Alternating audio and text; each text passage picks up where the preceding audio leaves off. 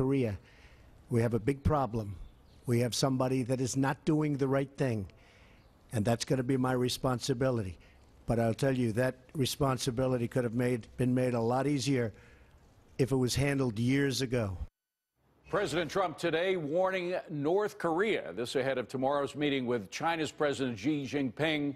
But is North Korea's rogue regime now beyond China's control? Joining us now is former Deputy Assistant Secretary of Defense and retired Naval Commander Peter Brookes. So, Peter, they also said, the administration officials, and I'm quoting an official who this was widely quoted today, the clock has run out on North Korea.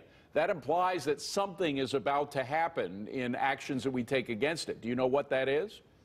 No, I don't. But it could mean a lot of different things. It could, David, it could be anything from political to economic sanctions to some sort of military action. So right now, I think the president is probably waiting to have a meeting with Xi Jinping start tomorrow and Friday to discuss this, to see if China could possibly corral North Korea about its nuclear and missile provocations. Now, we'll talk about China, but first on North Korea. The guy who controls North Korea is a nut. Everybody here knows he's a nut, and chances are a lot of people in North Korea realize the same thing. He is as tightly controlled as that country as word gets around that this guy's crazy.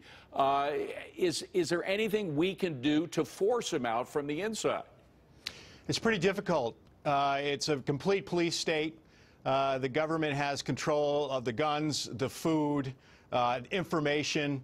I've been there. I've actually been to North Korea. It's been about 20 years now, but it is a complete police state, and it's extremely difficult. And adding to that, David, is that Kim Jong-un has accomplished a significant purge of potential political opponents. Yeah, he killed his own half-brother. But if not that, then that means that there would be some kind of military action against North Korea. What kind, without provoking an entire war that could involve U.S. lives? I don't know that we're at the point to talk about military action. If you're going to kick that hornet's nest, you have to really think long and hard about it.